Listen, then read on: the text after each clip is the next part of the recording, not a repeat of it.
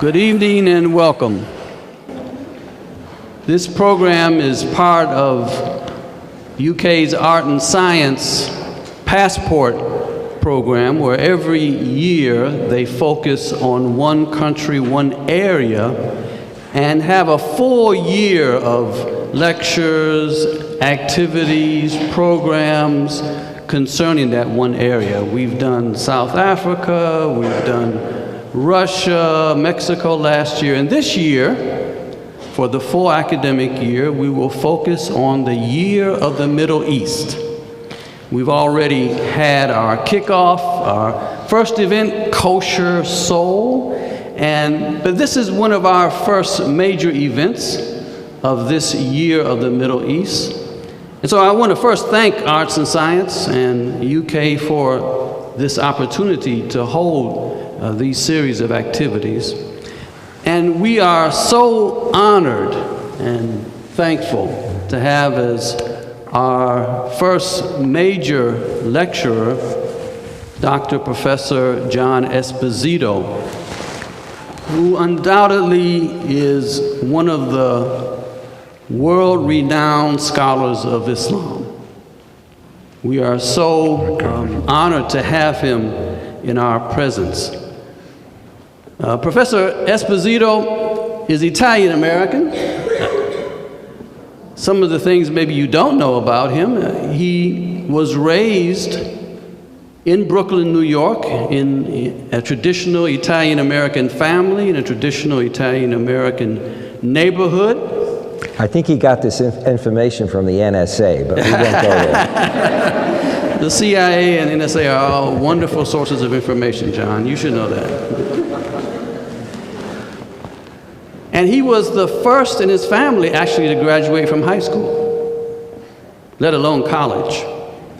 Another thing you might not know about John Esposito is that he spent 10 years in a monastery training to be a priest, Catholic priest. He left the monastery at age 24 to pursue an academic career in theology, Catholic theology. And he received his master's in theology from St. John's College. And then he went to Temple University to get a PhD in Catholicism. But then he hit a bump in the road. As he was pursuing his degree in Catholicism, he had to choose another religion. And he happened to take a course by a professor named Ismail Faruqi, and that changed his life.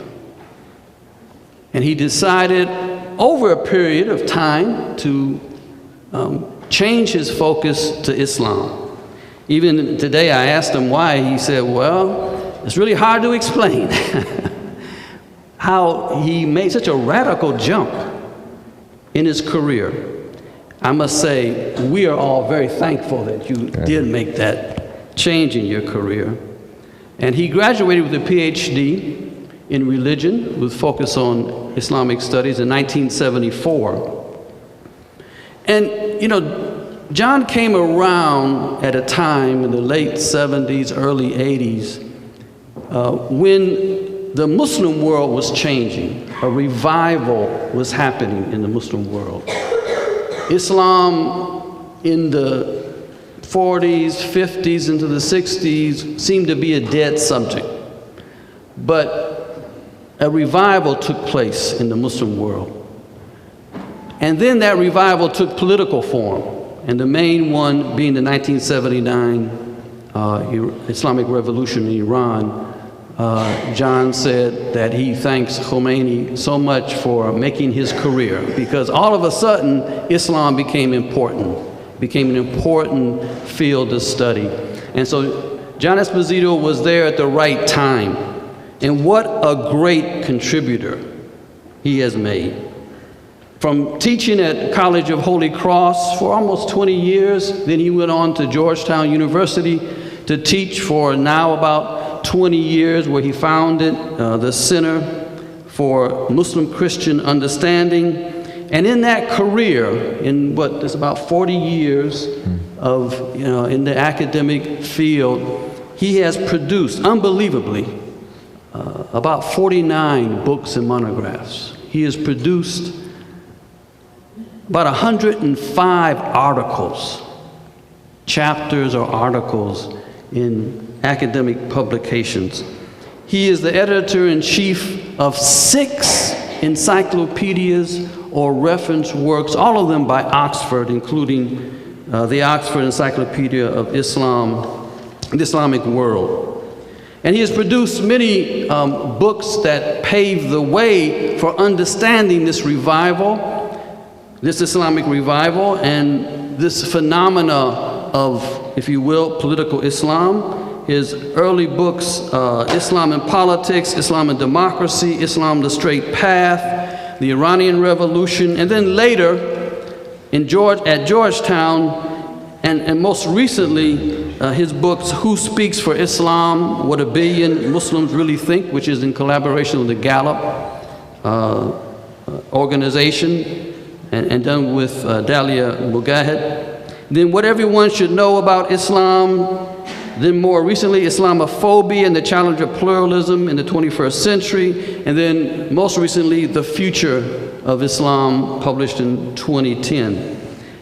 He early on served as president of the Middle East Studies Association. And then recently, almost kind of a climax of his career, he was recognized for his contribution by being elected as the president of the American Academy of Religion, and where he served as the president in 2013. We really are here to listen and to celebrate such a wonderful career and contributor to this field, John Esposito. Great, thank you.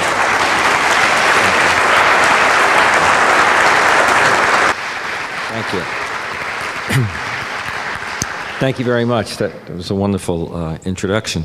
I'm one to say, particularly to students, and what I'm saying is literally true, because when I say it, people always think that I'm exaggerating or being humble or something. I'm one of 3 boys. I'm the oldest, and I'm the least intelligent.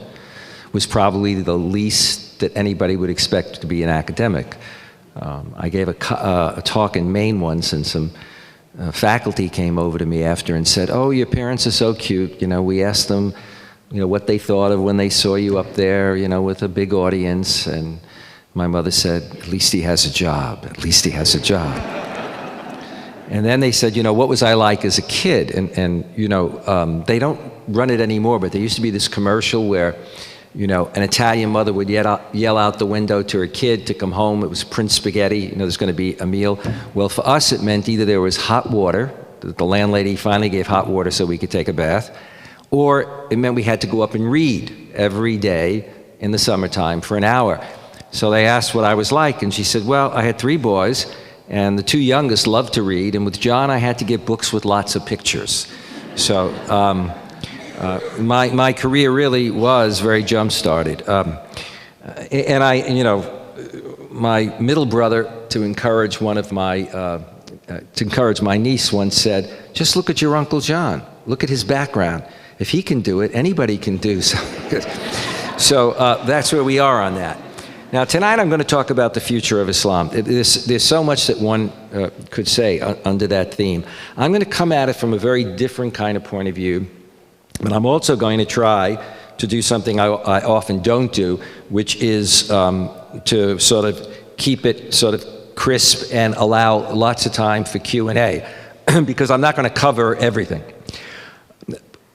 The first thing I should say is, in case you're feeling tense about this and thinking about what time will this end and when will I leave, I have a new technique. The doors are locked, so students who want to leave, it may be a fire hazard, but you don't get out till I finish. And Ihsan has offered to buy breakfast tomorrow in case I go on and on. So when we look at religion in society, and we look at religion today, and we want to talk about the future of Islam, in a globalized world, where increasingly, unlike 30, 40 years ago, societies are multi-ethnic and multi-religious because of immigration, because of the the coming of religions, in particular in the 70s, from, if you will, we call them Eastern religions, although Islam is really a Western religion, Hinduism and Buddhism.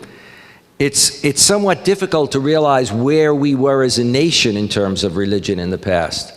In 1955, a very prominent book was written, which was seen as it was a sociologist of religion who wrote it, kind of definitive book on where America was. And it was called Protestant, Catholic, and Jew. That was it, full stop. And in fact, the fact that Catholics were in there was what was unique. Before it was Protestants and Jews. That was 55. Proud to say in 2013, if they did it again, it would be Catholics, Protestants, and Jews. We've overtaken them through birth, the Supreme Court, and you name it. We no longer are the people who are simply seen as the great laborers, the people who are into construction companies, work well building buildings and patios with cement, or put people in cement. We have now moved forward. 10 years after that, though, 10 years after that, suddenly we had the God is dead theology. And people were talking about, major theologians, that God was dead. Now, some of them meant God is dead, or passé, but most of them meant our traditional notions of God don't work anymore in a modern world, in a scientific world, and that unless we reconfigure our theology, we're going to continue to perpetuate a notion of God and a way of understanding God in theology that is dead. 10 years after that, the person who wrote at the time of God is Dead a book called The Secular City, in which he was not saying that God was dead. This is Harvey Cox, who's a great read on almost anything, teaches at Harvard. Cox had written The Secular City basically saying America and our society, our culture is secular, and so religion's got to deal with that, and that's weakening religion. But 10 years later, it became turning east, because suddenly we had gurus and Zen masters, and we had populations. Our immigration policies were much more open, populations coming that had never been here. So that when I was in graduate school, Islam, Hinduism, and Buddhism were invisible in the landscape. I was raised in cosmopolitan New York. I never passed a Hindu temple or a Buddhist temple. I never saw a mosque. And so the world in which, for many of you who are students, the world in which you've grown up is much different than only 30 or 40 years ago. That has all kinds of implications, both domestically in terms of American policy, in terms of our sense of being a multi-ethnic society, in terms of the way in which we respond to a religion that we didn't know anything about, and I'll talk about that in a second. If you know nothing about a religion and then suddenly you see people shouting death to America in Iran, and doing it in the name of their religion or Islam, you're liable to say that's the way they always are. And that must be what they're all like. Let me just point out another reason why I want to talk about the topic and approach it the way I do. While there are 5 great world religions, it's 2 that actually have interacted most intimately over history, Islam and Christianity. And those 2 are the first and second of the largest of the world's religions. 2.3 billion Christians, 1.6 billion Muslims. As you know, Catholics are the largest Christian group. Muslims now are larger than Catholics. Okay? Then you drop to 1.1 billion Hindus, 500 million Buddhists, and about 14 million Jews. So Muslims and Christians amount to 1/2 of the world's population, roughly, and they interact globally, okay, across the world, which is not the case when we look at the other faiths, not to the same extent. And they interact both as faiths, but also interact in terms of politics and society. And all of that comes to play when we look at where we are today, where Islam is today, and the future of Islam, both in the US, in the West, and overseas. If Islam was invisible in the US and Europe only 30, 40 years ago, today it is the 2nd or 3rd largest religion. It's the third largest in America and the second largest in a number of European countries. There are some 25 million Muslims in Europe alone. Part of the talk also has to be framed in terms of the nature of religion. This is as I see it, okay? Which of course means it's right, but anyway, we don't want to go there. That's right, the mic's on. All right. They'll learn that you're right. Just keep telling them. All right. No matter what religion we're talking about, you see, if it's our religion, believers always feel that their faith is good, pure, and true. And so if something went wrong in Catholicism, we would say, that's not real Catholicism. That's not Holy Mother the Church. But we could look at other faiths and say, look at what they're doing. Because too often we don't compare our ideal to somebody else's ideal religiously. We compare our ideal to somebody else's reality when it's convenient. So religions have a transcendent and a dark side. The transcendent side is, in religious faiths, there is a belief that there is something, God, an absolute, an experience such as nirvana, that is beyond our normal empirical way and consciousness and the way we live. There is another dimension of reality, as it were, that is not simply accessed through, if you will, empirical data. But religion's transcendent dimension is also the fact that it enables its followers to transcend themselves, to be better, okay? And in all faiths, there's a notion of struggling against, as it were, your sinful side or your dark side or your imperfect side or your self-centered side. As I tell my wife, being self-centered is not all that bad. But anyway, that's just a parenthetical comment. It may be because I think she thinks that's the case. But it's that transcendent side that attracts people to religion. Science answers the question, how? Religion attempts often to answer the questions, why? Why am I here? What should I be doing? Where am I going? Why is it important that I be good rather than bad? What that means then is that when we deal with religion, we have saints and we have sinners. We have those who struggle in what one might regard as just and holy causes. I don't want to use the phrase holy wars here. And then we have people who seize and abuse religion. We can talk about centuries of militant jihads, but we have to talk about also centuries of crusades and crusaders. When I first went out to speak as a young man, I was speaking at the University of Chicago, and it was chaired by Fazlur Rahman, a very prominent professor at the University of Chicago, and there were two other speakers before me. So there were like three, actually, total of three. And he said, you know, we have a young graduate student here who's just finished his degree. He's very nervous about this presentation. He also has to catch a plane. Now, instead of putting me first, I was still last. So he said to them, can we skip the first part of your talks? You know, the denunciation of the Crusades and European colonialism. Get to the heart of your talk, then it'll be briefer, and then we can get to Esposito's talk, okay? So depending on where you're coming from, we have different senses of history, our finer moments, and our grievances, and that plays out today. So let's take a look at where we are today and how we need to understand and why we haven't understood religion that well in the past, and particularly Islam.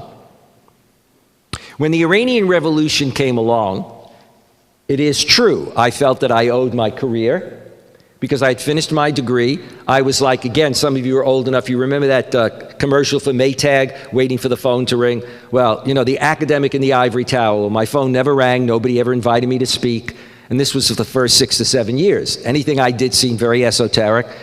I was hired to teach world religions, not teach Islam, and then the revolution came along. So I owe my career, my first Lexus, to the Ayatollah Khomeini. It's quite literally true. I had only made it to a Toyota Camry, and suddenly I could jump to a Lexus.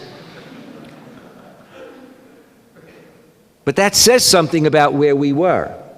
At that time, if I sent out book contracts, and I did, you know, I sent out book proposals, 100. 97 didn't answer. 3 said, great idea, no market. Iranian Revolution came, 3 book contracts in 5 weeks. Iranian Revolution came, and suddenly government wanted to know what was going on. Our diplomats were not trained in the religions and cultures of countries that they went to, Hinduism, Buddhism, or Islam if they were in Asia. Our military were not, even though they might be engaging people. The media did not cover religion in any significant way. I used to do a program, I did the color commentary for the first Gulf War, so I knew what it was to be on in prime time, to have camera crews come to my house. Then I do a great dialogue show, Jews, Christians, and Muslims, Sunday morning, 6 a.m.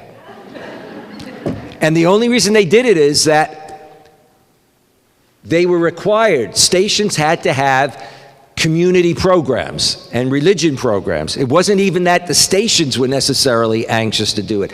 So our population was not acclimatized to other religions, particularly if they didn't interact with them, in the public square.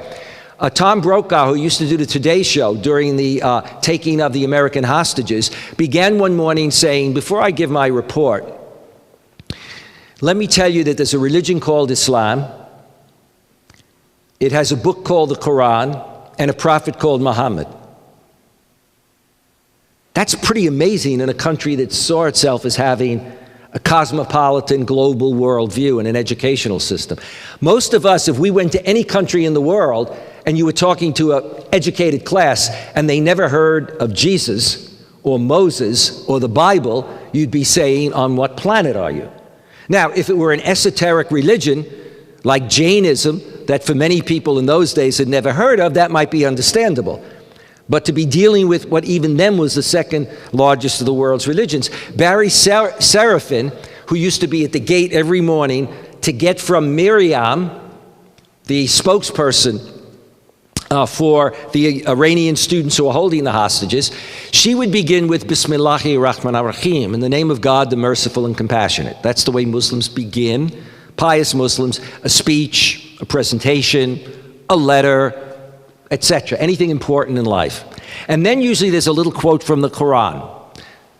Barry, after a while, getting frustrated every day, in effect said, without using quite these words, "I've got 5 minutes for this report. I want to know how they are. Could you cut out the first part?" I mean, it'd be like, I don't know what, visiting the Pope or going to something that the Pope does or somebody like him. He begins with a little prayer and somebody says, "Could we just get this going?" We only have a half hour for this program. But also think of the implications there. Jimmy Carter, as president, the day that Jimmy Carter was responding to the Iranian parliament, which said that if America repents of what it's done to Iran, meaning our foreign policy, etc., our restoration of a Shah who had been kicked out of the country and then was brought back on a CIA plane. That was a time when not only did the head of the CIA, who was the brother of the Secretary of State, and General Schwarzkopf, some of you remember him from the first, his father was a general, and that's why General Schwarzkopf was raised in Iran for a while. We brought him back. Well, 4 of us were asked to brief the Secretary of State, National Security Council, etc. And during our briefing, we said things like, I'm going in a direction that I didn't intend to do, but I think I'm doing really well. I just thought I'd tell you that. I go with sort of on inspiration. So 4 of us that day said a couple of memorable things. Number one, we pointed out that in Islam, repentance doesn't mean confessing your faults publicly. That kind of guilt. In my tradition, we call Catholic guilt, that what it means is sin is when you depart from the straight path of Islam. Repentance is when you get back to the straight path. You stop doing what's wrong, you do what's right. Just hold that in your mind for a second. The other was I talked about the influence of Ayatollah Khomeini and the influence on youth of a man named Ali Shariati, who was Iranian. His father was a religious leader, but Shariati had a PhD from the Sorbonne and was very much into interpreting Shia Islam in terms of issues of social justice, changing an authoritarian ruler, therefore, etc. So one of the fellows from the State Department And not everybody at State was like that, but this guy was fairly seasoned. He pointed out that he had served in the Middle East for 25 years. He said, we have to get Ali Shariati. We have to find him. Tell us where we can get him.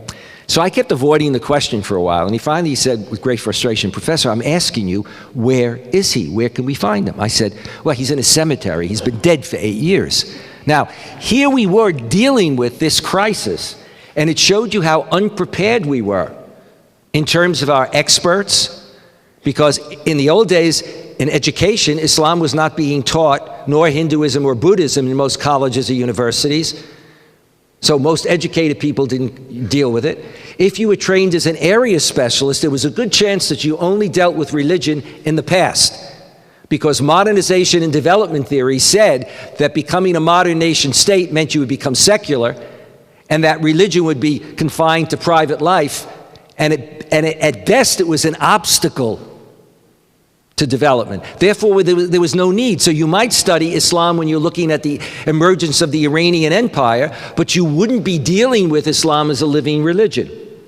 A friend of mine was in the embassy and was criticized by her colleagues because she used to go out and meet the religious scholars, or even go to the universities and meet youth and meet people who were, studying not only sciences, but also were studying Islam. So when the Iranian Revolution came along, for most Americans, one saw the faith through that lens. The lens of a revolution, the lens of people who were saying death to America, the lens of people that had a U.S. flag with marked through it, the hammer and sickle marked through it, and then Allah in the middle of it. That was the exposure. That was the extent of the exposure for many. Fast forward then, a lot happens in between, to 9/11. 9/11 for America is one of the most traumatic events in our history. Even more for some than Pearl Harbor, because it was mainland U.S. that was hit. All of our wars, all of our great wars were always fought someplace else. Remember how traumatized we were, those of you that are old enough and others who don't. I traveled across America for 6 months instead of going overseas, etc., right after 9/11. And what amazed me was no matter where you were, you had flags all over the place, you had supportive signs, and you also had other signs like kill them all and let Allah decide. But the point is, this was a tragedy that touched everybody. Now, part of that is because of our nature of communications today. People saw those events live. Okay. But the reality of it was that if you look at it, and I want to understand this correctly, it could be misunderstood. We lost 3,000 people. Symbolically, of course, our economic center was hit and our political center, but we lost 3,000 plus people. That was a tragedy for our nation. But think about in how many wars hundreds of thousands of people die in that war. Whether it was in Iraq, a war that we fought, whether it was in Vietnam, but also if you think about places like Cambodia, Rwanda, in terms of deaths. But for us, and to explain often in foreign countries the extent to which it touched us, but it did touch us that deeply. And naturally, when it touches you that deeply, the question is, who are the people they're going to pay for it? Now, we can discuss ISIS, by the way, in the Q&A. I'm not going to do ISIS tonight. If you don't know what ISIS is, we'll get to it in a second. It's terrible because it's a terrorist group. But when they first started to use the term, all I could think of was, as a kid in an Italian-American neighborhood, we talked about ICE, Italian ISIS. And so, it was Italian ISIS, So, when I was first hearing it, I understood if they said the Islamic whatever, but ISIS was, I'm not good with acronyms, as you can tell. And there was bin Laden. And what was bin Laden saying to us? Now, again, most people miss this. If you look at bin Laden's early speeches, his speeches were not about theology, the first part of the speech. They were about grievances. Everything from the Crusades to Palestine and Israel to American foreign policy to American presence in the Middle East. to not wanting to see America in the first Gulf War come into the Middle East because he said to the king of Saudi Arabia, once they come in, they won't leave, we'll become more dependent. And indeed, Saudi Arabia, Kuwait, Bahrain became more dependent on us, our military base there, more dependent economically, buying our weapons, etc. But what also came out of it was that when he went to legitimate, to mobilize, and this is exactly what ISIS does, to legitimate, mobilize, and recruit, first you give the political, social, economic grievances, so you got people who are mad, as it were, you're getting them really mad about their situation. And then you use religion to legitimate what you're going to do. Remember that whether we're talking about Hitler, Stalin, Saddam Hussein, George W. Bush, Clinton, Obama, okay? So we can look at good guys, good wars, bad wars. When all of those folks go to war, none of them say, I'm being recorded, aren't I? That doesn't matter, I'm from Brooklyn. We're bastards, we're terrorists. They all wind up justifying what they do, just as the Japanese did when they hit us at Pearl Harbor in terms of rationale. It's always that there's an overwhelming enemy and we are now going after them. And so we justify that in terms of democracy, or we justify that in terms of religion, or it could be Mao, with his vision, it could be communism, etc. But what happens when you see that is then there's a brushstroking of everyone if you don't understand that society. We see that coming to a head with Park 51.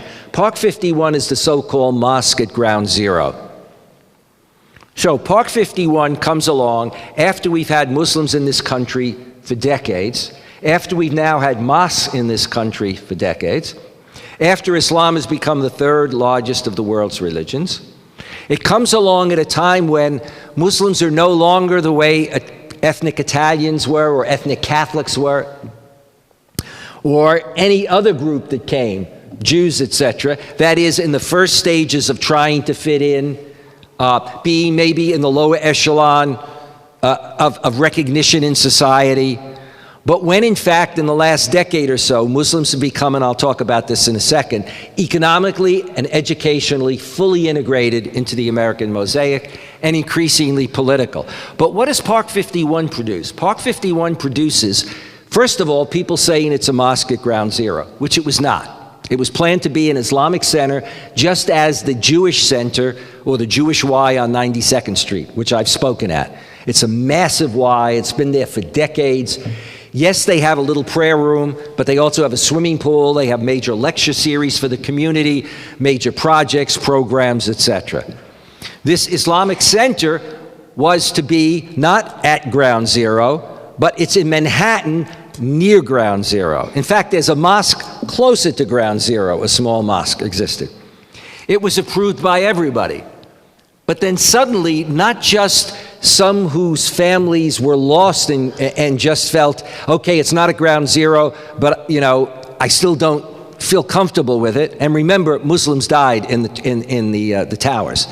I did a talk at a ceremony in which both the husband and wife, who were Muslims, died in the towers. But there are legitimate reasons in the sense you can understand why somebody can feel really uncomfortable. But it was outsiders that came in, people like Pamela Geller and others, who I would call Islamophobes. That is, people who have a problem with Islam and with most Muslims. Okay? They came along and led major demonstrations and referred to this Islamic center as the mega mosque at Ground Zero. Okay? What did that issue in? I'm not going to get into that whole debate. What it issued in right after it was a tsunami of anti-mosque activities across the United States. Mosques being victims of hate crimes, vandalism. A mosque in Tennessee that existed for decades, suddenly people in the community, certain people in the community were saying, well, we ought to infiltrate them to see whether or not they have weapons. So this goes from New York to California. And the Sharia frenzy. The Sharia is coming. It's coming to America. Some 29 states have attempted to introduce anti-Sharia legislation. The first was Oklahoma. 76% of the population voted in a referendum. Probably 75% didn't even know what Sharia was. They probably thought it was a Muslim woman who was dangerous. I'm doing a book for Oxford University Press called What Everyone Needs to Know About Sharia and dedicating it to Michelle Botman, Rick Santorum, and I mean, they're the leaders in this frenzy.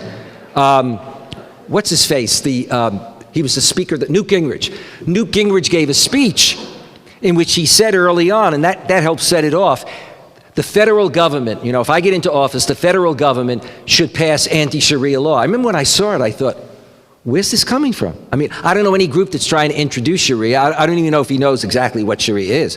I mean, the fact is, Jews live according to the Torah. Christians live according to what they see as God's law. And Muslims do too.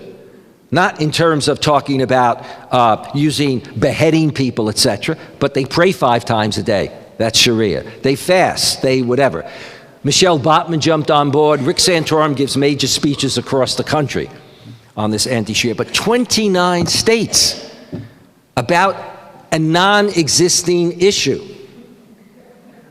It's an interesting, phenomenon. I mean, try to wrap your head around it again. I mean, I often say, some of the students who heard me speak at 3:30, you can fall asleep for the next 3 minutes because I'm going to say, I often say I have the best job in the world, and I really do in the sense of it's also the most frustrating. I've been doing talks and writing for 40 years. I've been dealing with diplomats, consulting all over European governments, etc., and I'm asked the same questions all the times about Islam. Is Islam a more violent religion than other religions? How about the Prophet Muhammad? How could he be a prophet? He was a warrior. David, let me guess. Joshua, let me see. I mean, it's almost like people haven't read the Bible. And I also get this often from ministers who come from a faith dimension and see the Bible literally, and somehow they bypass all of the passages in the Bible that deal, with violence. What about Muslim women? Well, what about Muslim women? Let's talk about, what about Western women until recently?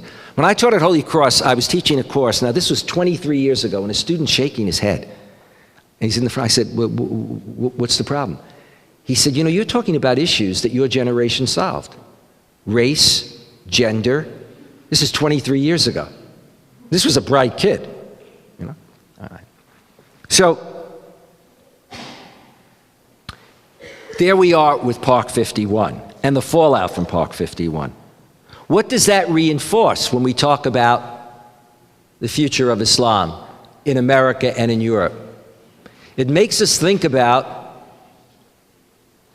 the issue of, is there a problem in Europe and America? A problem not with terrorists, because there is a problem with terrorism. We have that problem. But is there a problem with dealing with the religion of Islam and the vast majority of Muslims?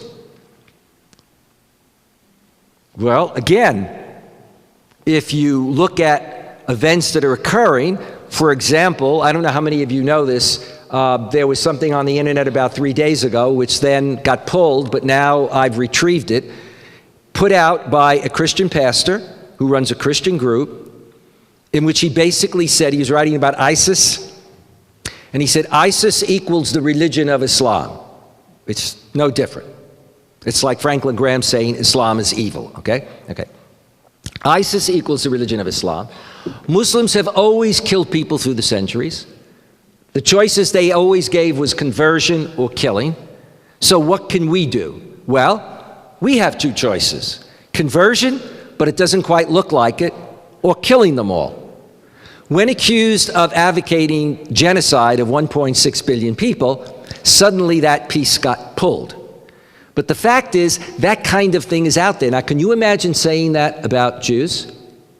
African Americans today? You might have been able to say stuff about African Americans and see it in the media when I was growing up. But editors today would not print certain kinds of things because they know they could be accused of being racist or anti-Semitic or even anti-Catholic, etc. But that kind of discourse still exists out there. You have what I call preachers of hate. The preachers of hate are not just religious preachers. They're also politicians who do it in order to be elected. Look at the presidential elections, 2008, 2012. Look at the congressional elections in 2010. Islam became an issue. Is President Obama a Muslim? Raised a Christian, says he's not a Muslim, but he's Barack Hussein Obama. Then the birther question. Then you provide the documents. I don't believe the documents. President goes to speak in New York, and in relation to Part 51, he does not advocate the building of the center, but he says in America, every group, and certainly every religious group, if it gets clearance from the local community, if it follows the laws, can do what they want. The next day, you see a spike of 10 to 12% more people who are convinced he's a Muslim. A poll done recently, you have a large percentage who not only think he's a Muslim, you have a large percentage that aren't sure whether he's not a Muslim. And then a smaller percentage that says, no, he probably isn't. This is really bad, what I'm going to say. But I have a black sense of humor. By black, I mean dark. President goes on the Colbert Show after he leaves office. He's interviewed by Colbert. Colbert asks him the question, and he says, Bismillahi ar-Rahman ar-Rahim. Now, what happens? You see, I mean, it's this incredible, because you remember what General Powell said. So, suppose he were, and then he gave the example of that young Muslim soldier, who died. But I mean, when you're talking that way, you're in fact, you're saying a certain kind of thing. Now, some of us can be a little aware of this. I was Italian-American. I'm passing from the scene. Okay, you better have a hearse ready. When I was growing up, people always thought I knew about the mafia, that I had members of my family that were mafia. I mean, all the time. I mean, they'd say, you're from Brooklyn. Turns out I was from a relatively mafia neighborhood, but they didn't know that. But, the whole idea, in those days, some of you are old enough to remember, when you saw somebody who was a gangster, when you saw somebody who was slapping women around, etc., they were usually dark and swarthy. If they didn't portray them as Italian, that's what they were. And occasionally they were lovers, but, But the reality of it was, Italian Americans were seen, because of the mafia issue, for many, it was always they used to try to get us in our neighborhoods to get on buses to protest outside the FBI, because we felt that we were being seen in a certain way. This is ironic, by the way, because J. Edgar Hoover thought Catholics were the best people to have as FBI agents. We were clean-cut, short hair, took orders really well in those days, from the Pope and the Catholic Church, and very disciplined. But this is the kind of brushstroking that we are dealing with, that then winds up affecting, when you have a problem with Islamophobia, it winds up affecting the civil liberties of Muslims. So when we then talk about, for example, our reaction to 9/11, listen to these statistics. This comes from Less Safe, Less Free, by one of the foremost authorities on human rights in America, David Cole. It's a great read, Less Safe, Less Free. By its own account, the U.S. government immediately locked up over 5,000 foreign nationals in preventive detention. 5,000. Okay. Not with any showing cause at that point. In the first 2 years after, 8,000 Arab and Muslim men were brought in for FBI interviews, and 80,000 Arab and Muslim foreign nationals for special registration, fingerprints, and photographing. Out of 93,000 in that action, the government's record was 0. Not one convicted of a terrorist act.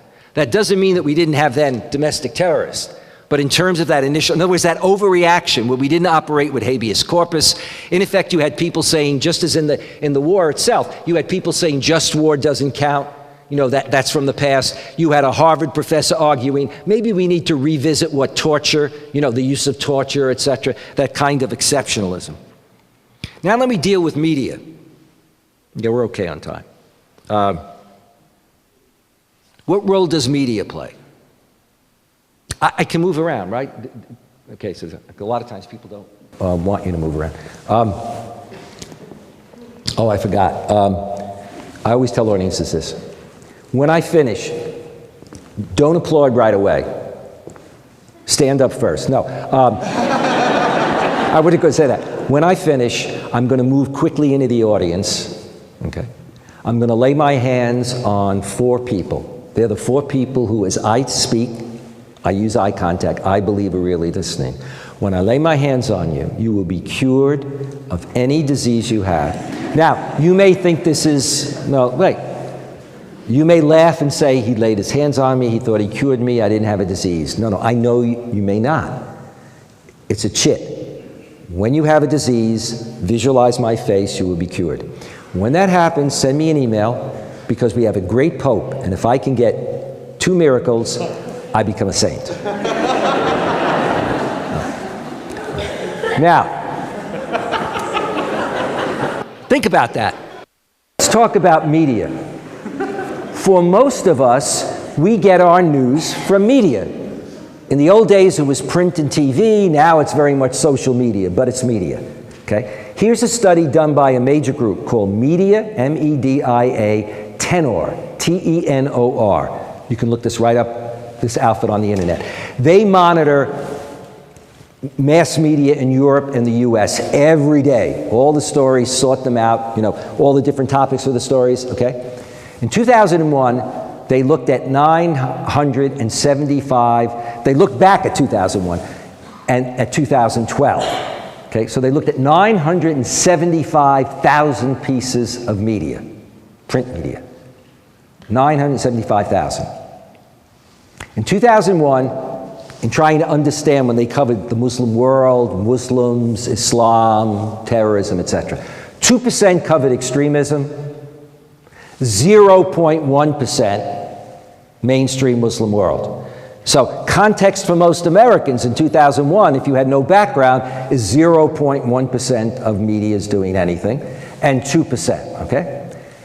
2012, the 2% jumps to 28%, exponential growth, and mainstream media coverage is, anybody care to guess? 0.1%. Doesn't change at all. 975,000 pieces of media. So if you're somebody looking at media, you're like my mom when I first taught in Boston, and I was raised in New York, and my mother says the first morning I come down, she says, you can't live here. I said, why? She put the news on in the morning, first thing you see are the murders in Boston. I moved to Washington, even worse. She reacts. Now my mother's raised in New York. There are people who don't go to New York because they worry about. But see, my mother knows New York. She knows the good neighborhoods. She's got the context in which to understand. If you're looking at media and the stories that you're seeing are primarily of, as on weekends when things are slow and you see a train wreck in God knows where and you wonder, it's terrible, but why am I looking at this, Or, there isn't much action taking place. Think about the way that hits the image. And then think about the way in which it affects and brushstrokes. And you run into the danger that the action of a group of terrorists gets explained in terms of the whole faith. When you have ministers or priests or followers of Protestantism or Catholicism, and they engage in abortion bombing, we don't say that's what they all do. When you have cults that are started by Christians or Jews, etc., we immediately distinguish that from the mainstream faith. You don't say, there go those Catholics again. There go those, whatever group that group belonged to. But we still are not able to do that after these years. Yes, we have terrorist actions, but we're not able. Look at the Balkan Wars. Religion was used in the Balkan Wars. Catholicism by the Croats, Orthodoxy by the Serbs, who were responsible for Srebrenica, the thousands of people, the genocide that took place in the Balkans. But we didn't sit back, and as those of us that are Christian and say, it's legitimate to say that's Christianity. They may have been told by some of their priests, that this is what you should be doing. So in terms of the future of Islam in Europe and America, one of the things that we do see is an exponential growth in what we call Islamophobia. That's anti-Islam or anti-Muslim. That doesn't mean being critical of Islam. You can be critical of Islam as long as you've got, reasons for it. You can be critical of Islamic practices. You can be critical of, but it is a bias, it's discrimination, it's engaging in hate speech, which can lead to other kinds of incidents. And we've seen that. Look at the number of Sikhs that have been attacked or killed because people think that they're Muslim, which is interesting. They're not even saying what they're saying is we think they're Muslim, and if they're Muslim, that means they're terrorists. You see? So that's one of the challenges of the future of Islam. But the future of Islam is also Islam itself. So I'm going to go for about 10 more minutes, okay? I love listening to my voice. It's just, you get to an age where, why listen to anybody else's voice? I mean, my mother said I didn't like to read. I also have my own version, not seriously, but I can't pay attention to most people. It's just, I don't know what it is. But I'm riveted by myself.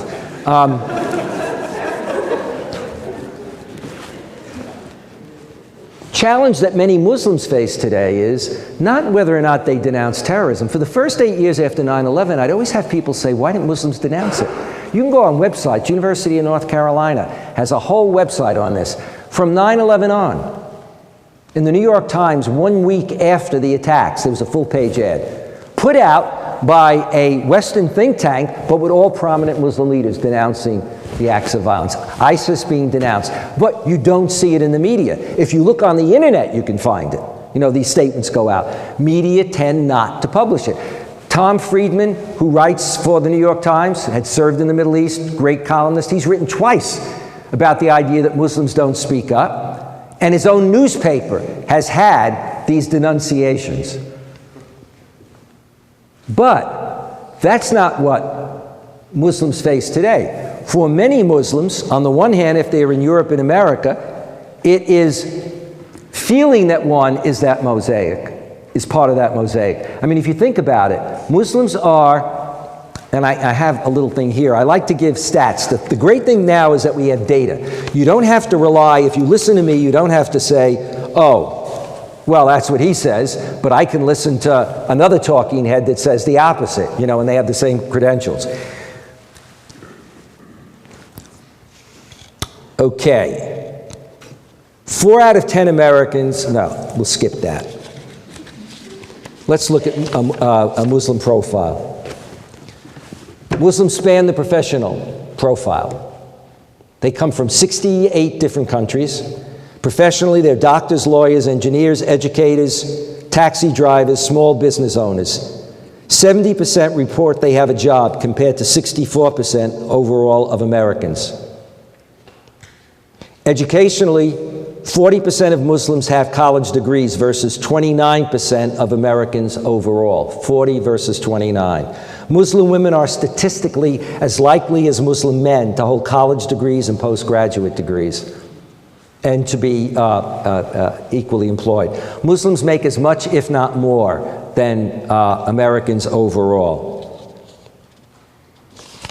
Among non-working Muslims, 31% are full-time students compared to 10% in the general population, 31% to 10%. Family-oriented, 78% are married. Of those, 83% have 1 or more children. So they're integrated economically, educationally. Pluralism, unlike many parts of the Muslim world and some parts of the United States, in terms of Christians as well as others, American Muslims are quite pluralistic. 77% said that Muslims worship the same God as Christians and Jews. 84% said that Muslims should strongly emphasize their shared values with Christians and Jews. And when it came to the acid test of pluralism, this is a Muslim scholar named Abdulaziz Sajidina who writes on pluralism. He said the acid test is whether or not only you're going up, but other people are. Salvation, A majority, 56%, believe that many religions can lead to eternal life. A minority said no. We have that same kind of breakout. In a study done of foundation money and giving, it was discovered that in a 3-year period, 2008 to 2011, $119 million went to people who some of us would identify as writing Islamophobic literature.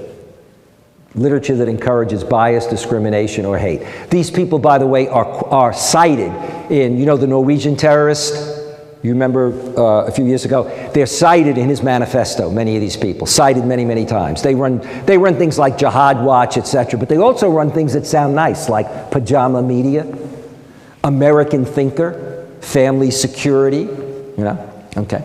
But 119 million. Now, nobody makes up that statistic because it's based on IRS reports, okay? And there's another study that shows another 42 million. So we're conflating it. That's an enormous amount of money being put into creating websites, being put into disseminating information, writing, you know, books that deal with this kind of situation. So the irony is that Muslims are integrated, but in terms of their civil liberties, there's still an issue. But the irony is that American Muslims are more optimistic than the average American about their future in the next 5 years. Why? Because they're not only doing well, but their second and third generation kids are getting good educations and moving ahead.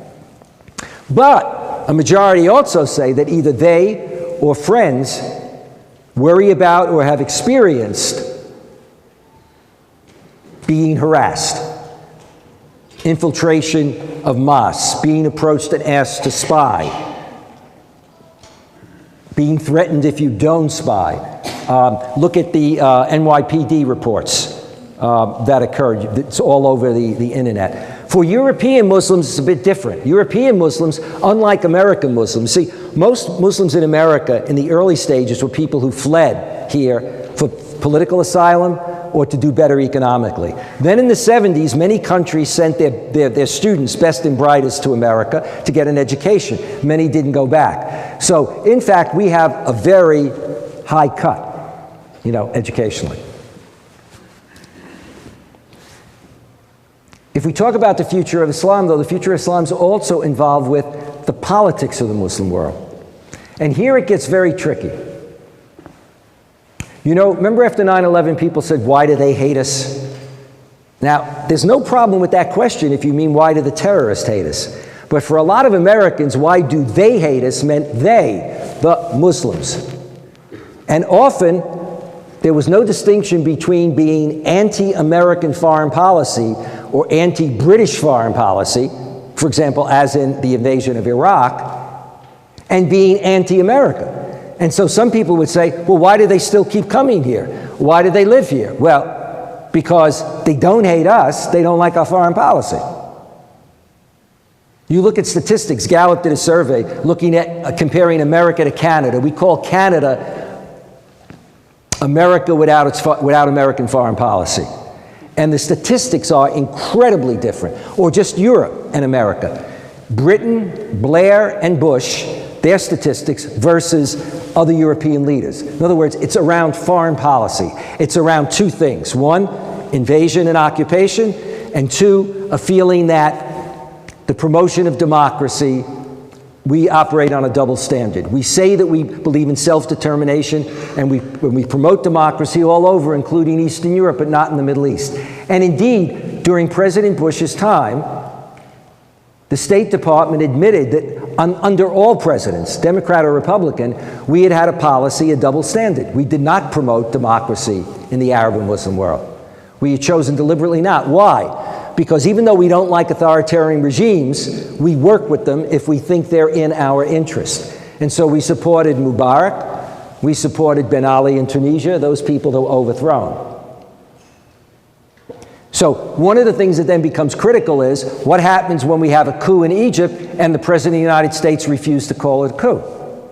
What happens when you have more violence committed under the current so-called government in Egypt than under Mubarak or any of the predecessors? More violence in the history of modern Egypt, more killing, more slaughter of thousands of people.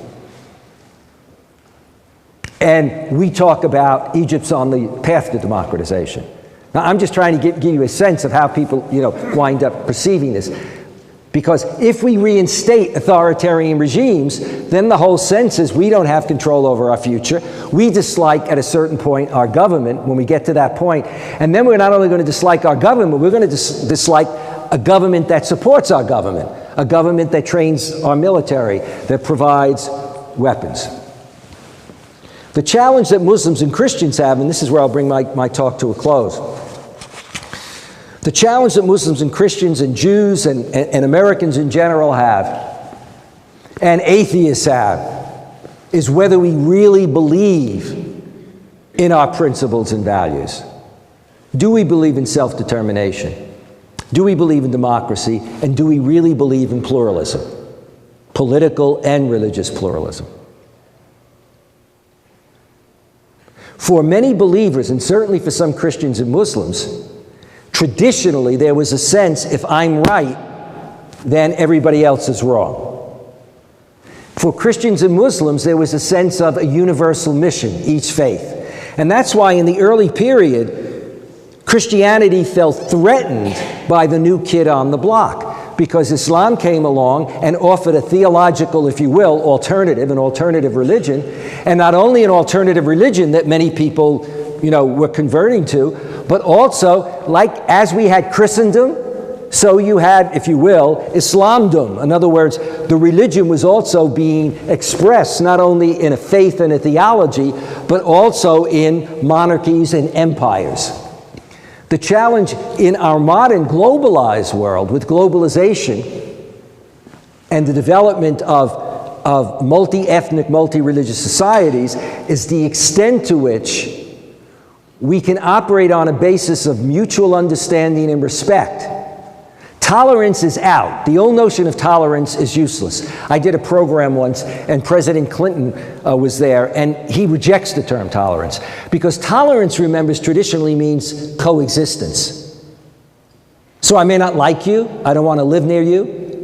In terms of social class, you may not be able to get a good job, the best jobs, have the best upward mobility, but we can coexist. No, in modern societies, there has to be mutual understanding and respect. That doesn't mean that there aren't differences, but you have to make an attempt to understand, and you have to respect the right of people to think differently, both religiously and politically. And unless we do that, we're going to continue to have problems within our societies domestically, as well as within our global politics. Thank you.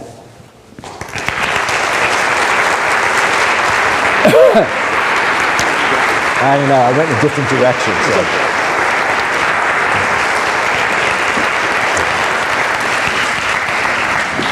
We're going to have a question and answer period. We're going to ask you to fill out or write your question out. We have some student helpers going around, some on the left, some on the right. Where are my right guys? Okay. So fill out a form, the card, and we'll bring them up here. We'll go for about a half an hour. And let me start, though, as we start getting the questions here, let me start the questioning by asking the question about ISIS or ISIL. And by the way, ISIS, ISIL, Islamic State of the Levant is where you get ISIL. And it is the more proper translation, actually, because the Arabic, Dawla Islamiyya fil Iraq, was Sham. And Sham in Arabic is both Syria and Lebanon. But I guess who wants to think of the prospect that they actually want to take Lebanon also? So that is part of the problem. If you look at their statements, they see themselves as not only taking Syria and Iraq, but on their agenda is moving into Lebanon, and in fact there has been some movement into Lebanon, and also moving into to Turkey. So in that sort of immediate area. And I was just speaking in Washington recently, and indeed there is an attraction and some movement in some other countries, like Indonesia, etc.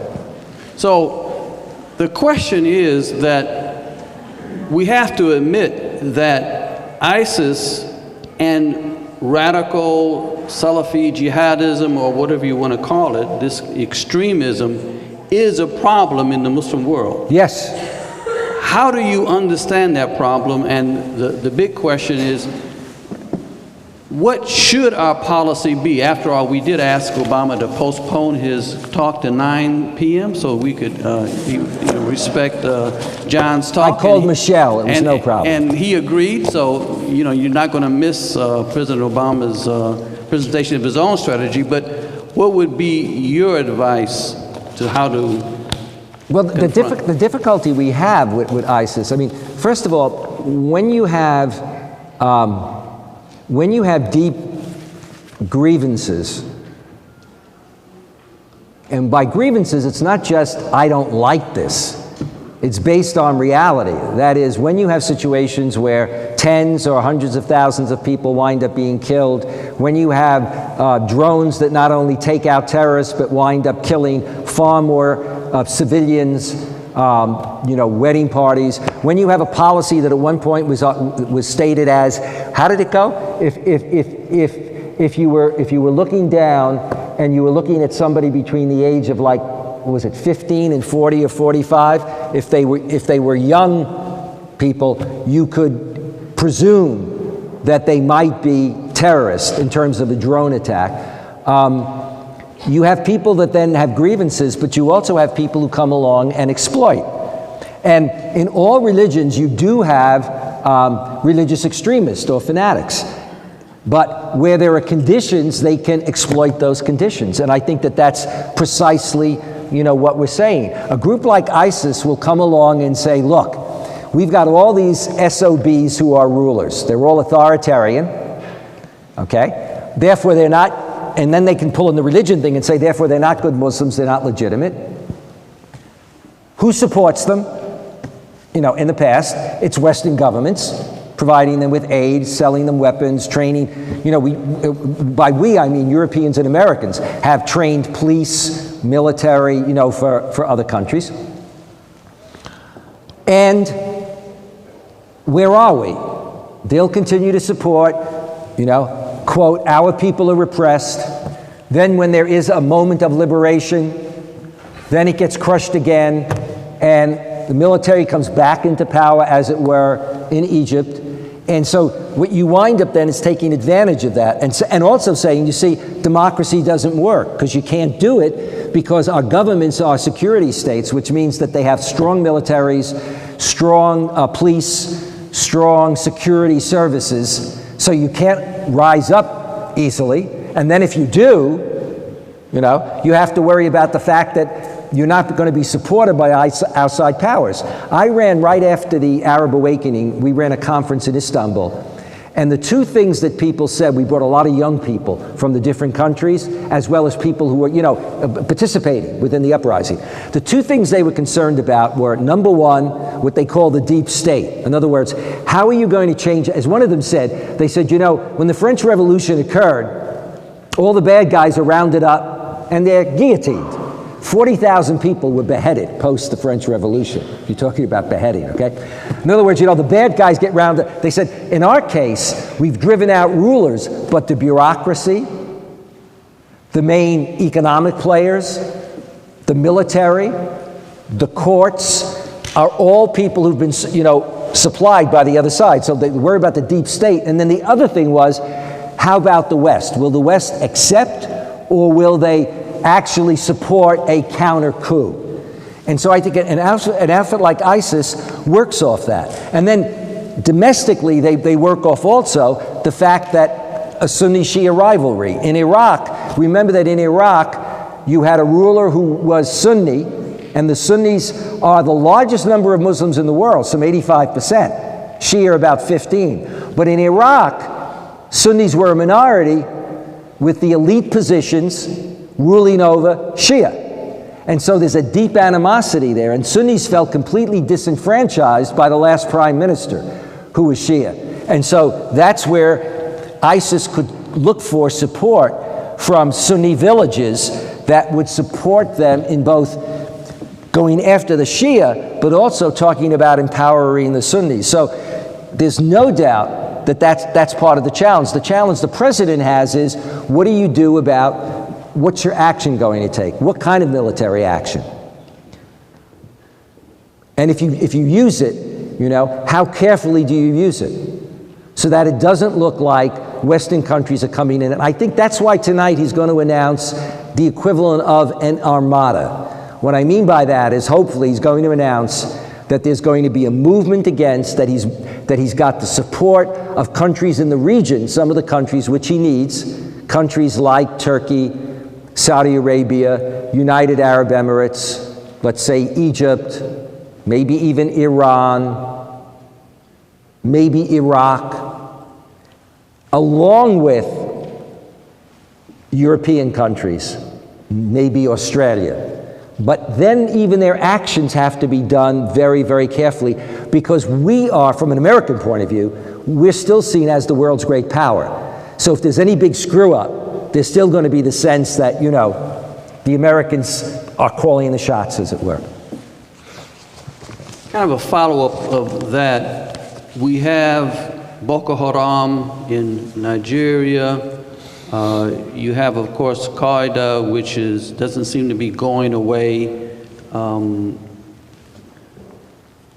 What's the prospect of them? You talk about the future of Islam. Yeah. What is the future their future? What's happening? As long as you have conditions that combine, from my point of view, authoritarian governments, and you know, that phrase doesn't really sink in. About 20 years ago, I was on a panel in Washington, and I said to my colleagues, do you realize this is the first panel that we've probably been on as professionals who deal with the Middle East, where we were talking about democracy in the Middle East? In other words, there was just a presumption that there was no democracy, that the states were security states, you know? When you talk about security state, you're talking about state control. Not only of jobs, of your life ultimately, but also of the use of force and violence. So you're talking about thousands, sometimes tens of thousands of people in prison, being tortured. You also hold back the development of education. Until economies are strengthened, until you have, you know, greater education, these groups will continue. Terrorism is with us. The question is not whether you can eliminate it, it's whether you can limit and contain it. And I think that, you know, that's just something that we, you know, that we're dealing with. Does Sharia contradict democracy? Not necessarily. It depends on your interpretation of Sharia. For example, I'm going to do this analogously. If you ask me, did Catholicism contradict democracy, I would have to tell you that a whole series of popes condemn modernity,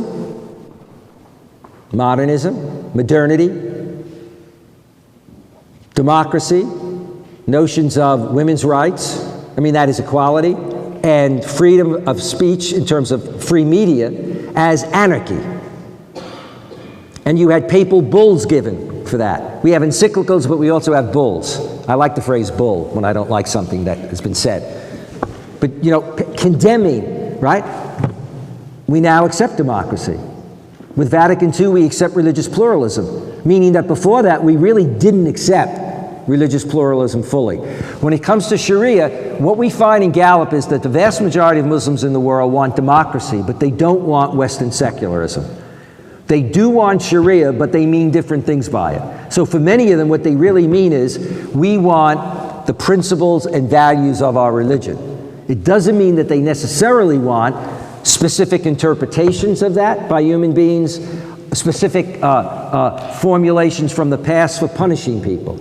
In the past, as I said, we in the West, we did beheading. We put people who owed even small amounts of money in Britain for long periods of time. We've moved beyond that. And so part of the debate over areas of Islamic law are, if you have Islamic laws that were developed in the 7th, 8th, 9th, 10th century, when you had different standards of let's say, punishment, how you approach certain crimes, do they have to change today? And one final point. You know that whole thing about The Prophet married very young women.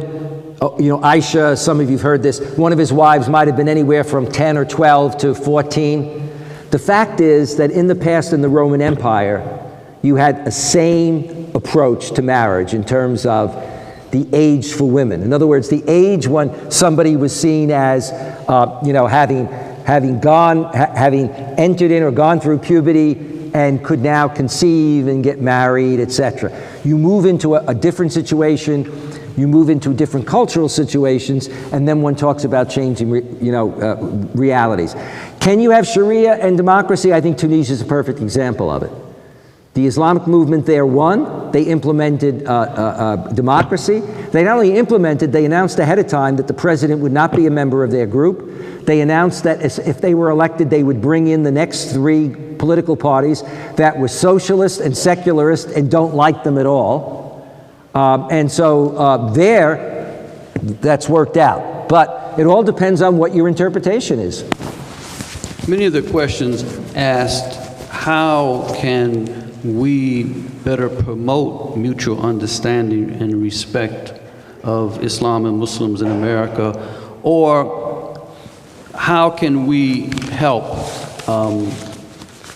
address the issues of Islamophobia and misunderstanding that is also often portrayed in classrooms? I think, there's so much I can't talk when I'm sitting. I'm sitting on my brains. The reality of it is there's so much that one can do. I've been doing this for years, and this is all going to sound... If you want to have any impact in life, remember that movie that they talked about, Pay It Forward? Some of you remember, okay? I always say, if you want to be useful in life, if you go through tough times and then you're blessed and you have a pretty good job, or you're in a position to help somebody else because somebody helped you, or you have some money and you can help them, you pay it forward. But you can't do what everybody else can do, even when you're talking about paying it forward. You're not Bono. You're not, some mega wealthy person who just walks in and says, we all in our everyday lives have a way of paying it forward. There are people who are lonely, there are people who are sick, there are people who just want somebody to come and talk to them. There are things like, delivering, food to people. And people can do that and make incredible contributions, and they don't get on TV. They're not somebody who can say, I've got 100 million and I'm going to give 10 million tomorrow and it's going to be in the newspapers. The same thing is true with cultural understanding. I speak at universities, I speak to groups, and then I go back. And it's amazing how many people come up to me and they'll say something like, I heard you speak 10 years ago and you suggested X and Y, and some of us went out and did that. Whether it's a career, or I said at one point to a group, I said, develop a book club. There are book clubs all over the place, where people in a community, men and women, or sometimes it'll be women who are at home during the daytime, they get together and they read a book, they discuss culture and religion, they get to know each other, they get involved in their communities, they get involved in each other's mosque or church. And when you do that and then there's a crisis, when somebody attacks a mosque or whatever, and we've had incidents of this where suddenly people come out of nowhere who aren't Muslim and help out. At universities, get speakers, get interactive programs. Not only have courses, have discussion groups, and deal with hard issues. One shouldn't be afraid to say, look, I have nothing against your religion. I know most Muslims are okay. But how come there are so many terrorist groups? How come there's so much violence? Now, I have a weak-kneed answer to some of that. If you had 10 Northern Islands and Southern Islands, you'd be saying, what are those Catholics doing? If you had 10 Israels and Palestines, you'd be saying, what's going on between all of these people? In other words, when you look at an area, okay, those areas are one country, or vying over, whether it's one or two countries in Northern Ireland. Okay? When you're dealing with some 35 or 40 countries across the world that are very diverse, that have had authoritarian regimes, that have a legacy of European colonialism, okay, that's part of it. Also, people are responsible for changing their own future. But how do you change your own future if you're functioning with an authoritarian regime where you can't have political parties, maybe, where you can't organize? In the new democracy in Egypt, you cannot meet and talk without permission from the government, even in the smallest possible groups. You have no access to television. You have no access to, and it affects the educational system. If you don't have a good educational system, if you don't have a good economy, all of those things come to play. But in discussion groups, these things can be honestly raised because one should be able to raise that. You know, being culturally sensitive or religiously sensitive doesn't mean I don't want to say anything because that could upset the other person. But let's face it, it is sensitive. In our culture and religion today, it's sensitive. Look at Shout Television. Look at O'Reilly. Look at Sean Hannity. And look at some people on MSNBC. It's attack television. And in attack television, there is no mutual understanding. When you have attack television, and when you have attack media, and when you have attack social media, then you don't have that. And I think that that's part of it.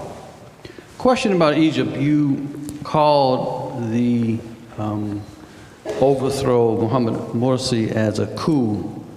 The writer of the question says that only the Muslim Brotherhood in Egypt believes it was a coup. How do you... first of all, go over your understanding. That's not true. Let me just make this very clear, okay? All you've got to do is read your modern press. But look at New York Times, look at The Economist, look elsewhere. One of the new things that's happened now is that many of the young people, many of whom were part of the original Tahrir Square, many of whom actually initially supported intervention, are now being imprisoned by the current government, are now being imprisoned. They were social media leaders, youth leaders, journalists, etc., are being imprisoned. As this government is playing out, you see, initially, it was very easy in a way. What you do is you target and you pick one group, and you don't just say they're really bad politics, you say they're terrorists, which, by the way, has never been proven. In fact, the Muslim Brotherhood functioned for 30 years when they came out of prison and rebuilt themselves for 30 or 35 years, okay, in which the government arrested thousands of people. This is all, the great thing today is you have access to all this information. Imprison them, torture them, prevent people from running for office, etc., and never return violence for violence, okay? So, you can say Morsi was a lousy leader, okay, if that's what you believe. But the way we get rid of lousy leaders is through elections. A representative of John Kerry, the Secretary of State, a woman ambassador, was speaking before our congressional committee. And she was, the person said, how come we don't call it a coup, the member of Congress? And then he said, and how come we support what's going on now? You're saying they're on a democracy path. To which she said, well, we're supporting the fact that so many people wanted to see Morsi out. To which he said, I can think of American presidents that had the same problem. The stats on George W. Bush, for some Americans, the way he was elected, let alone at times when his stats went down, Obama in the last couple of months, what's the threshold? When a president drops below 40 or 30%, do we then say the military should step in and we should come in? And who's really come in? Your general retires, the military and the courts are completely controlled. And in fact, if you look at human rights reports, major international human rights reports, so it's not just dealing with the question of the Muslim Brotherhood, per se. And that's part of the problem. I mean, it's part of the problem. If we don't have an informed public, then we'll believe whatever some congressperson says, however right or wrong they are. I mean, Michelle Bachmann jumped on a plane, went to Egypt with a couple of other congresspeople, and said to the new coup leaders, we're here representing the Congress. She wasn't representing the Congress, she was representing herself as a congressperson, giving the impression, we America coming to you and saying, yeah, we support what you're doing.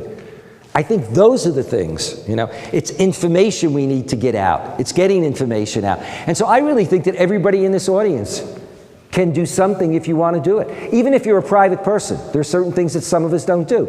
Just learn more yourself so you're a more informed citizen, so that when you go to vote, in the old days, we'd let it go. After 9/11, Joe Biden, our vice president, who was head of the Foreign Relations Committee, asked myself and somebody else to come in, and I didn't know Joe Biden. I haven't seen him since then. I'm not dropping names here, okay? Although I played basketball with Obama. No. Joe Biden asked us to explain what was going on, and after it he said, which is very interesting, Biden is a very self-assured person. Very bright, very intelligent. He said, I have to admit, and I got this, right after 9/11, I briefed a whole mess of congressmen and senators, and Lugar was there, and Kerry was there when they were senators. They were all in the audience, okay? Why were they there? Well, for the simple reason of what Biden said. For most of our senators and congressmen, they're very busy people, so they have a staff. The staff does research, they give them the research, they tell them what position looks good, they give them a rationale, they read it, they go, and they represent it. And so one of the things he said is, I know nothing about the Middle East. In depth, he said, I know Europe really well, because we really deal. He said, when it comes to Islam in the Middle East, didn't know much. And the kinds of questions I was getting from Kerry and some of the others, and Lugar, who are informed people, but when it came to the role of religion in politics, they just weren't, they weren't, on top of it. So everybody can play a role in wherever you are. You can just use your imagination, whether it's to be a more informed voter, whether it's to put together a discussion group, whether it's to, get yourself into more multicultural situations. It's like the civil rights movement. There were people who could march in streets and deal with that. I don't just mean African Americans, I mean, non-African Americans. And there were some people who just knew they couldn't do that, but they could support it by writing columns in newspapers, they could support it by, you name it. Let's just do two more, because they've been very patient. One more. Many, many great questions, but we just don't have time. A few of the questions asked about the fact that there are Muslims from America and from Europe who are joining ISIS. Yeah. Who are adopting this terrorist mentality. How do you evaluate that danger? Yeah. What to do? I think that is a danger. I was a member of the European Commission's, I can never remember this. I even have it on my CV and I can't remember. The European Commission's, the equivalent of Commission on Radicalization. There were two Americans that were part of that. So we were looking at the European situation from about 2004 or 5 to about 2008. 4 different countries. What radicalized youth. Then you've got the American situation. Remember I said that you've got different socioeconomically, your position in society, okay? That means you're going to have much more alienation in Europe, right? If in fact your grandfather, when a lot of people came to Europe, they were workers who were welcomed as workers and weren't expected to stay. And what a lot of the workers who came, they were workers who came to work and didn't expect to stay. And they were workers often from rural areas coming in to do the more menial jobs. Okay? Now you stay and you need to work your way up. The society wasn't prepared to deal with the kinds of things that you need to deal with to help people get the skills, the education, the skills, but also to make your own society multicultural. Remember, many European countries were basically white and one language, maybe 2. And so suddenly now to deal with people who represent other religions, other cultures, and absorb them, and who also are, let's say, less educated. So then what do you wind up thinking? I grew up as an Italian American in which the image was that we were not people who were going to go to college or university, or certainly we would go to Catholic universities, but not that we would be going to a Harvard or a Yale. And you can read, there are statistics on this with regard to Harvard at a certain point, where Jews and ethnic Catholics, and this is true for other groups too, okay, had problems getting into these places because there was a presumption that you just, they just look at your pedigree. Oh, your parents didn't even make it through high school? Or, you know what I mean, that whole kind of situation. So part of the problem that you see is that, for example, in some situations, in some countries, you have young people who feel alienated. They're not making it in the system. They read the newspapers. They see what on TV, what Islamophobes are saying. They see what the first woman, Muslim, to hold a senior cabinet position in the UK, and who's also a member of the House of Lords, Baroness Warsi, said, which was, and it caused a stir in England. And she was minister for like ethnic and religious minorities. She said, when it comes to Muslims, Islamophobia has become acceptable dinner talk. People went bananas. Because, she was sort of saying, do we have Islamophobia? Acceptable dinner talk. It's like some of us who are older remember in some of our families, there could be racial slurs or anti-Semitic stuff that would just be said, and nobody at the table would look, It caused a stir. Okay? All right. She herself, who's a member of the Conservative Party, remember, okay, resigned recently her cabinet position because she disagreed with her government not being more proactive on what was going on in Gaza. Okay. Now, she's an elite in the society. Now you get kids who aren't making it, and they're looking at the newspapers, they're looking at the media, they're seeing the way in which they are portrayed as a people, and they don't have to be particularly religious. You see, if you're a cultural Jew or a cultural Catholic, meaning you might not be, let's say, observant, but you come out of the culture and you still identify a lot. If somebody's ridiculing who you are and saying you're second class and brushstroking everything, you can become alienated. And a lot of folks get caught up in that. What's very interesting is that a lot of them do not, as from the United States too, they go and fight in foreign countries. So you had young Somalis who went to Somalia. They didn't turn on their own community. So it's dealing with a sense of oneself, a sense of alienation, and then a sense of what's happening. And I'll end with this. This is Gallup data. Why do they hate us? Vast majority of Muslims, when asked, about America, said what they didn't like, and I told you that already. Okay, double standard with democracy, invasion. What did they admire about us? They admire our country, our democracy, our freedoms, our rule of law, our technology, and our work ethic. All the things that non-Muslim Americans said in surveys that they admired about themselves, okay?